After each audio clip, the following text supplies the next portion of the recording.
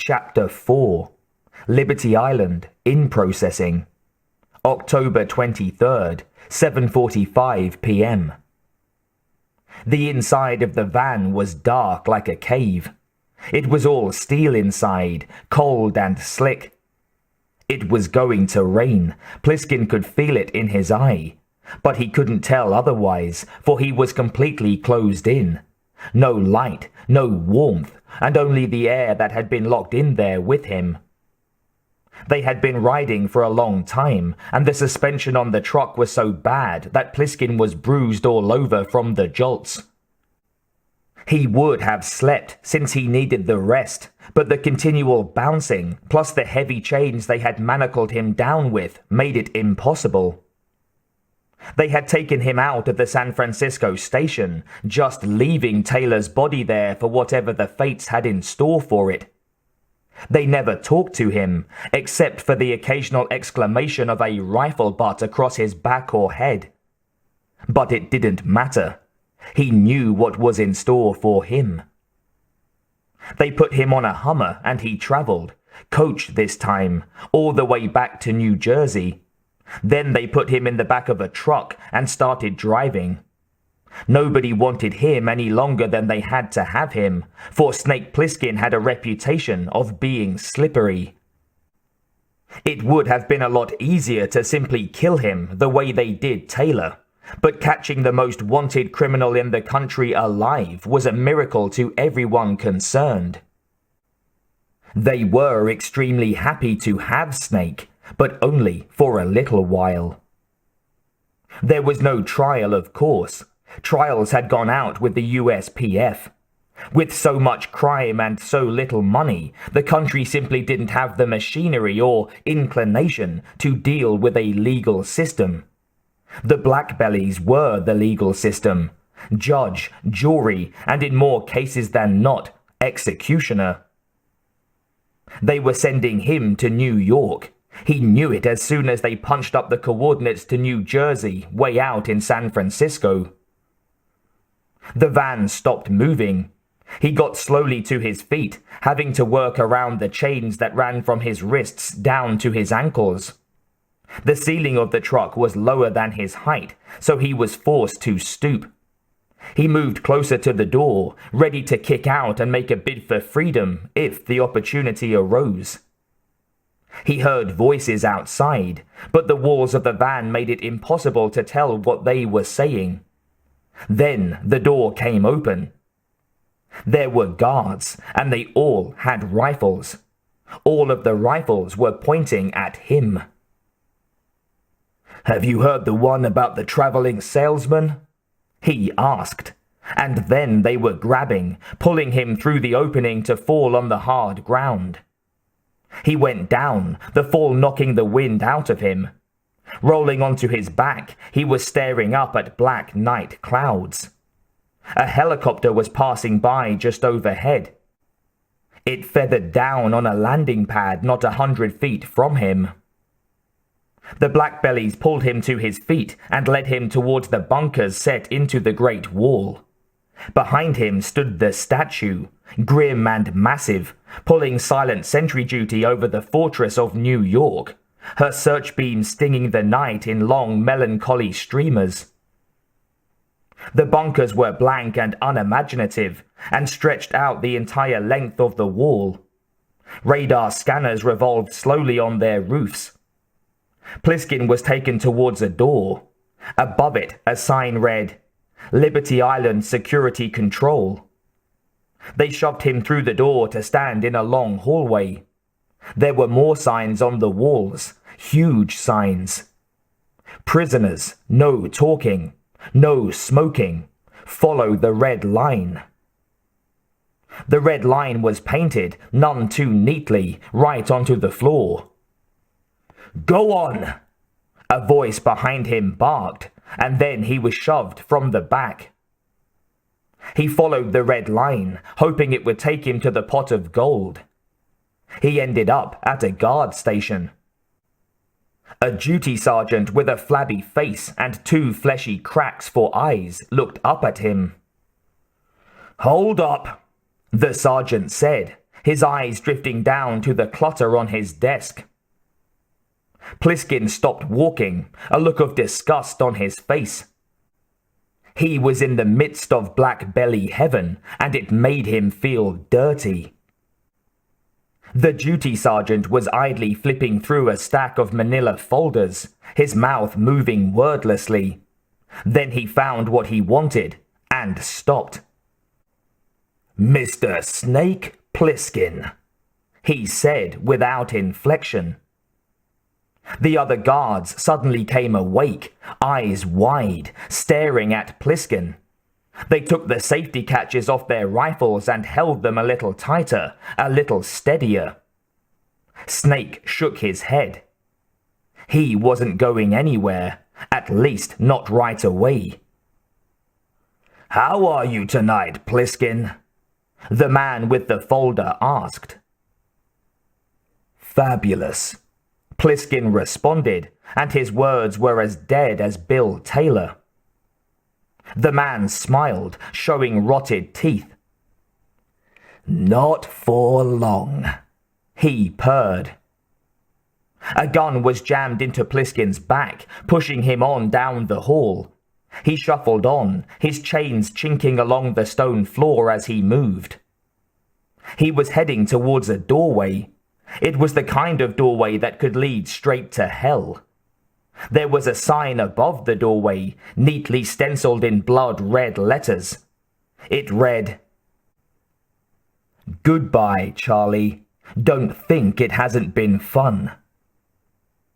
He hesitated for only a second before they shoved him into the blackness within. Houck had never met Snake Plissken, but he knew about him. He had been Lieutenant Plissken then. Names changed to fit circumstances. Houck had been Big Bob then, and sometimes Colonel Houck.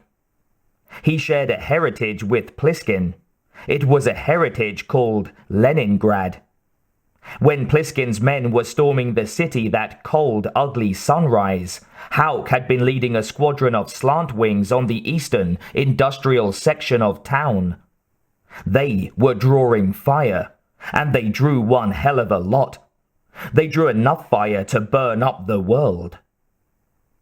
Houck wore a tiny gold earring in his right ear. In another century, sailors used to get earrings like his to show that they had survived a shipwreck. That's what Colonel Big Bob Houck thought about Leningrad. And he wanted to meet Plissken just once.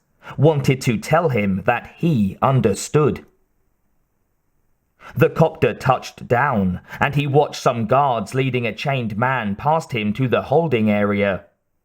He started to follow the figure with his eyes, but something else caught his attention. Someone was running towards him.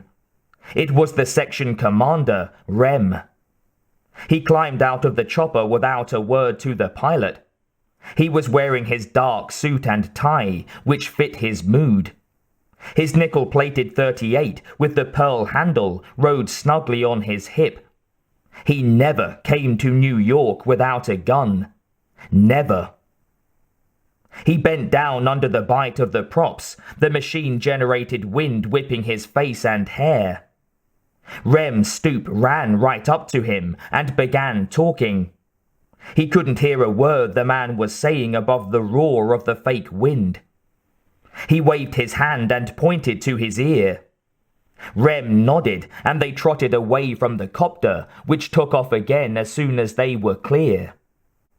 Charlie was anxious to get back up there. He had a gold badge to earn. "What is it?" Houck asked as soon as the noise died down. Rem was panting, out of breath.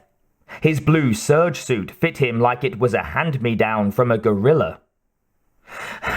"We have a small jet in trouble, sir," he said between gulps of air. "Over restricted airspace." Houck looked hard at him. "Did you say a jet?" The man nodded. "Where is he?" Rem's eyes drifted skyward, as if he was looking for the plane. About 7 miles and closing. They had reached the air traffic control bunker. Rem hurried inside. Hauk started to follow, then stopped for a second. He looked up the way Rem had done, then followed the man through the doorway. The doorway opened to stairs. The steps down were steep and poorly lit. Rem was in the lead. "We can't reach him," he said over his shoulder. "There was one transmission about 10 minutes ago. He identified as David 14, and then all of a sudden he was cut off." "You can't raise him?" Hauk asked. "Not a word." The stairs terminated in the air traffic bunker. The room was softly lit, mostly from the bluish-green glow of all the instruments that filled the 4 walls, floor to ceiling. Hauk didn't need to ask to know where the commotion was. A group of controllers was huddled around a single radar screen. He moved up on them and looked over some shoulders. A small blip was moving across the gridded field. One man sat at the console. He was speaking into a microphone. "David 14, do you copy? Over." Rem walked up next to Hauk, his face grim. Hauk knew that he was wondering why this had to happen on his shift. There was an answering voice on the small speaker, but it was so distorted that it was incomprehensible. The man with the mic spoke again. "David 14, I'm calling air rescue. Please turn to band 749 and stand by." He turned, weary-eyed, to Hauk and Rem. "Still no reply," he said, shaking his head. Rem nodded and pointed to a switch on the console. The man turned and flipped it. "Bayonne, I have a mayday in restricted space." The radio crackled back immediately. "New York, I have him," the tinny voice replied. 13 east. He's losing altitude fast." Hauk turned and stared at Rem. "Who is he?" "I don't know," Rem answered in clipped tones. That wasn't good enough. "You have the code." The man pursed his lips and took a breath. Everyone had turned to stare at him. "There's no David 14 on the computer," he said softly. "Unlisted?" Rem was nervous now, visibly shaken. He ran a hand across his leathery face. "It's an unregistered code. We had to call Washington." Hauk just stared at the man. That plane could be anything, and it was coming down right in their laps. He didn't want to make decisions like this, didn't ever want to make them. There were several beats of silence, then the radio crackled, making them all jump. A voice was coming up, a voice jumbled with static. The controller adjusted his tuner. "I think I've got them, sir," he said. Then the voice was there, and Hauk wished that it wasn't. "It's too late, assholes! All your imperialist weapons and lies can't save him now. We're going down. The voice drowned in static again. Hauk felt his insides tightening, stomach churning. The controller was back on the mic, frantic. "David 14, do you copy? Do you copy, David 14?" A man called from across the room, from the computer bank. "Code's coming in, sir," he called, and his voice had the same knife edge to it as the controller's.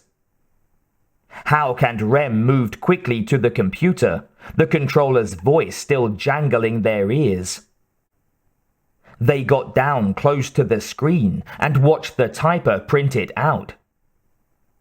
Aircraft ident. Code David 14. Decode Air Force 1. At that exact instant, Bob Hauk wished that he had died in Leningrad.